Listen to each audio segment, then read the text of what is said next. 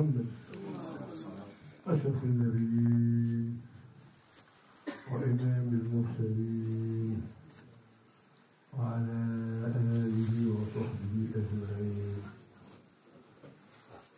معنا الموضوع خشوع، وإذا لم يكتمل في هذه المحاضرة يكتمل إن شاء الله في محاضرات الجمعة.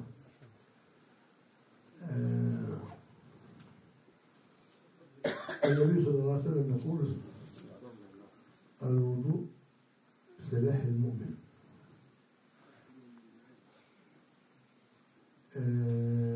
في الحقيقة قرأت بحث يقول أن كل جارحة تغسلها أثناء الوضوء لها علاقة بالقلب والجهاز العصبي بتاع بني آدم. كل ما تغسل حاجة الذراعين الوجه تسمع في مكان في الجهاز العصبي، فتصبح بعد الوضوء في غاية الراحة.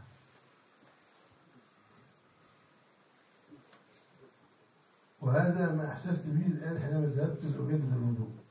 طلعوا في اليابان جهاز اسمه يقيس الموجات الكهربائية في جسم بني آدم، زي الجهاز اللي في الضغط ولا الجهاز اللي بيقيس حاجات كتيرة كده في الجسم، بيقيس حاجة اسمها الموجات الكهربائية. فأنا أخبرني بذلك عالم في ألمانيا، لما نزلت مصر لقيت برضك عالم آخر بيقول لا يعني الجهاز ده، وحكوا لي قصة في إن اخترع الجهاز، جاب مجموعة كده من المسلمين قاس الموجات الكهربائية في جسم كل واحد. فمنهم من كانت الموجات عنده 8، آخر 7، آخر 6، آخر 9، وأبقاهم ساعة، ثم أخذ يقيس الموجات الكهربائية بالجهاز في جسم هؤلاء ال10 المسلمين. وجد أن أحدهم كان 8، فأصبح الموجات وصلت إلى 16، تضاعفت. فسألوا: نحن الجلسة في مكان واحد، والأكل واحد، الشرب واحد، وكل الإخوة بقيت 10 اللي 7 كما هو 7، 8 كما هو 8، اللي هو 9 كما هو 9. إزاي أنت كنت 8 بقيت 16؟ سألت شيء، أكلت شيء؟ قال: لا شيء، غير أني جددت الوضوء. شوف النبي قال على الوضوء بقى، قال: الوضوء على الوضوء نور على نور. فالوضوء جعل الموجات الكهربائية في جسم الإنسان تتضاعف، وده اللي خلى النبي صلى الله عليه وسلم يقول قبل ما يخترع الجهاز بقى من 1400 سنة إن الوضوء سلاح المؤمن. سلاح. لو تصورت أنت هنا في أول الطريق قطع طرق، كل من يعبر ياخذ منه الموبايل، ياخذ منه النقود، ياخذ منه المحفظة. إنما راجل معدي ومعه سلاح وضعه على كتفه، بندقية، آلي. هل يستطيع العدو اللي هو بيقطع طريق الناس ياخذ منه حاجة؟ لا. يتجنبه خلاص. ده يعني الناس كلها من قصد ناحية الشمال راجع أنت سهلة، يتجنبه خليه يعدي. هكذا إبليس مع المسلم الذي يحافظ على وضوءه. فعايزين نتعود ان احنا نبقى حافظين على الوضوء، عملا بأن الوضوء على الوضوء نور على نور، وعملا بأن الوضوء سلاح النور. فايه علاقة الوضوء موضوع إبليس ده؟ إبليس له مركب بيركبها عشان يصل بها إلى هدفه في إضلال بني آدم وتضييعهم، وأنه يجعلهم من حزبه. ألا إن حزب الشيطان هم الخاسرون. قبل أن نشرح مركب إبليس نترجم شوية. نعم. Le cheikh il dit que le prophète alayhi salam il dit que le fait de renouveler ou carrément al-wudu, donc c'est l'arme du croyant. Al-wudu, c'est l'arme du croyant. Et il dit qu'il faut savoir que dans le corps humain, donc chaque organe que tu laves pendant le wudu, okay, chaque organe est en relation directe, d'une part avec le cœur et d'autre part avec donc, le système nerveux.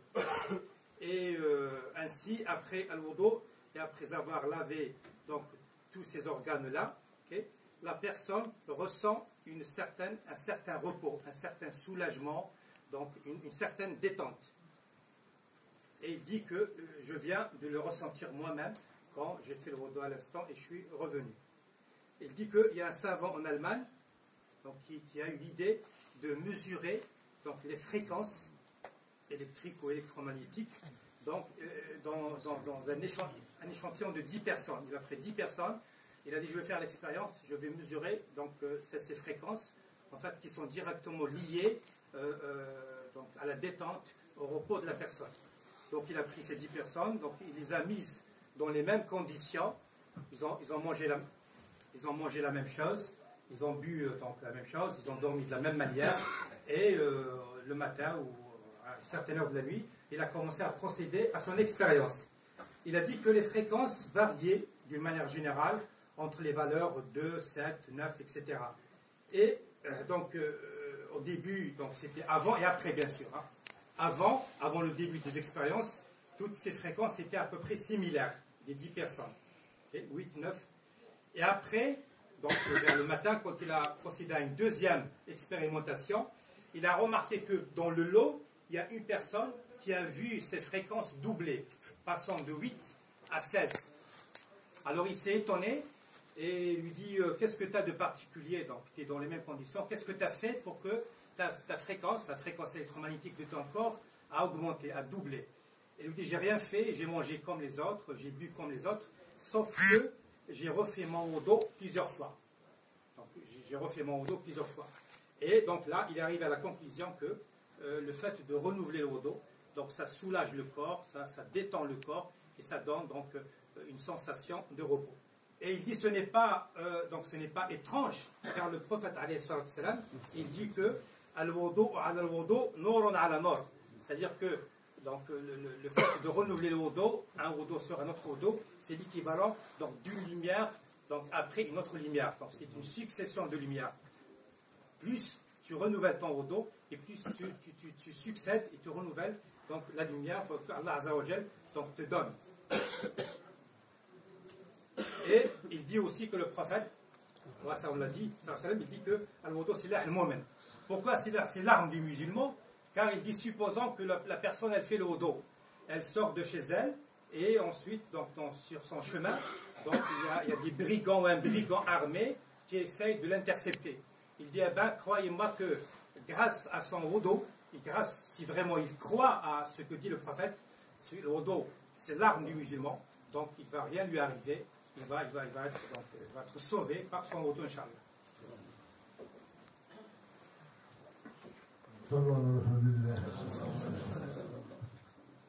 مراكب الشيطان الغضب والحزن يركب الإنسان حينما يغضب ويلعب به كما يلعب الطفل بالكرة حينما يغضب. حينما جاء رجل إلى النبي صلى الله عليه وسلم يسأله النصيحة قال له لا تغضب، فسأله مرة قال لا تغضب، سأله الثالث قال لا تغضب، 3 مرات. لأن الغضب مركب الشيطان، أول ما تغضب يوصلك للسب، للعن، للمعركة، للمشاجرة، ممكن تقتل من أمامك. طيب ما علاج الغضب؟ الصحابة قالوا إن الرسول صلى الله عليه وسلم لم ينتقل إلى الرفيق الأعلى إلا وعلمنا كل شيء، حتى الخراء اللي هو أن تدخل التواليت إزاي وتخرج من التواليت إزاي. فإذا علمنا كيف نتغلب على الغضب. قال صلى الله عليه وسلم إذا غضب أحدكم فليتوضأ فإن الغضب من الشيطان والشيطان من النار والنار لا تدخلها إلا بالماء. لما يكون غضبان خالص ساير وموضوع من الفتن على الآخر حتى لو توضي جدد الوضوء. أما لو مش راضي تخش توضأ على طول. تحمل السلاح ضد إبليس حتى لا يتمكن منه. طيب النبي صلى الله عليه وسلم رأى اثنان من المسلمين يتشاجرون. نشوف كده حكيم من بيئة كده 200 سنة. حينما يتشاجر الإنسان مع أخيه يجد أن وجهه أحمر وأوداجه في الرقب انتفخت. هذا لأن الغضب من الشيطان والشيطان من النار. فالنبي صلى الله عليه وسلم لما لقى اثنان يتشاجران قال إني لأعلم كلمة لو قالها أحدهم لذهب عنه ما يجد. قال وما هي يا رسول الله؟ قال يقول أعوذ بالله من الشيطان الرجيم. 4 كلمات أعوذ بالله من الشيطان الرجيم. يعني 5 كلمات في جملة سهلة خالص تقولها. كنت أشرح هذا في محاضرة مع بعض الإخوة في مقرأة القرآن فواحد منهم قال ولو أن واحدا من بعد 2 بيتشاجروا هنا كده وتشيل بإصبعه وتقول أعوذ بالله من الشيطان الرجيم يذهب عن أحدهما أو عن كلاهما الشيطان الرجيم. كان الشيخ الشعراوي عليه رحمه الله يقول لك لما تيجي تقولها تقولها بقوة كأنك بتخرج مسدس تطلق طلقة. أعوذ بالله من الشيطان الرجيم يطير الشيطان في اللحظة دي. سبحان الله. يبقى هذه أسلحة مضادة ضد أسلحة إبليس. إنما هو الغضب يركب بني آدم حتى يقع فيه الكلام. Donc, la personne qui renouvelle son wudu, donc c'est une arme avec laquelle il se défend contre toute attaque étrangère. Et il dit c'est ainsi que Iblis, alayhi al-la'na, son comportement avec le musulman. Plus donc tu renouvelles le wudu et plus tu t'armes contre les attaques de Iblis.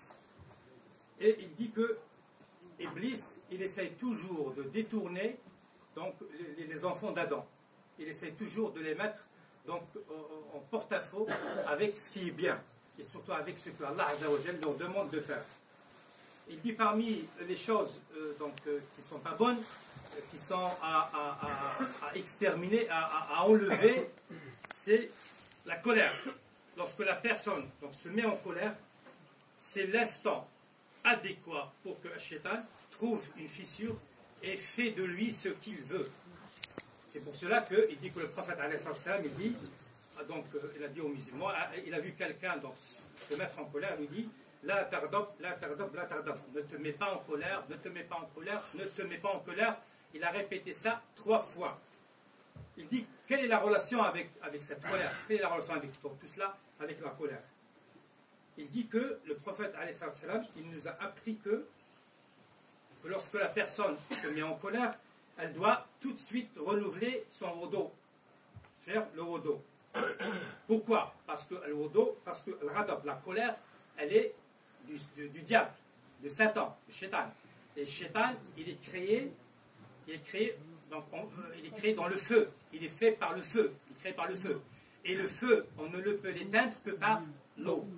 Donc il y a une relation donc biunivoque entre la colère et l'eau. Donc l'eau éteigne le feu. Shaitan, il est fait du feu. Et donc pour l'éteindre, il faut renouveler le wudu.